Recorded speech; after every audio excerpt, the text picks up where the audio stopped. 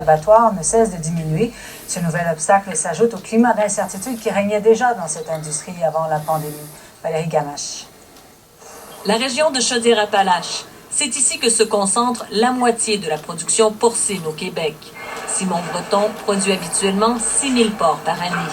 En visitant sa maternité, il se demande ce qu'il adviendra de ces porcelets, puisqu'à quelques mètres de là, des porcs attendent dans un enclos leur tour à l'abattoir. Ce que vous voyez là, il y a des porcs qui sont prêts pour l'abattoir, mais qu'on ne peut pas envoyer actuellement.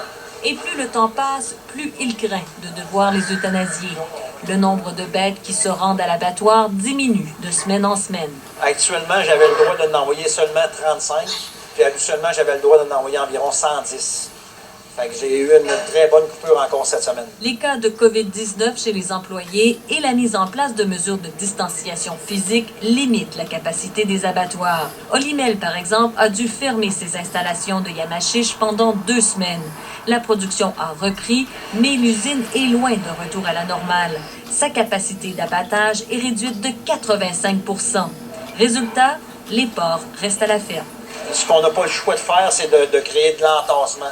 Parce qu'on n'est pas capable de les envoyer à l'abattoir, donc on doit les garder chez nous. Jusqu'à maintenant, les producteurs sont parvenus à gérer cette baisse de production dans les abattoirs.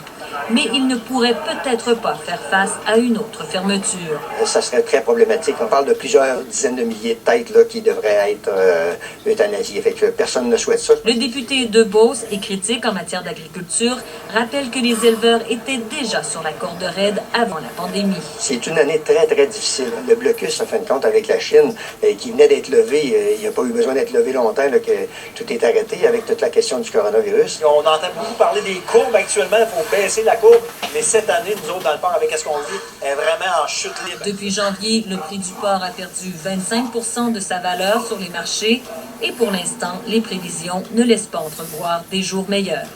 Ici Valérie Gamache, Radio-Canada, Saint-Elzéar, en Beauce.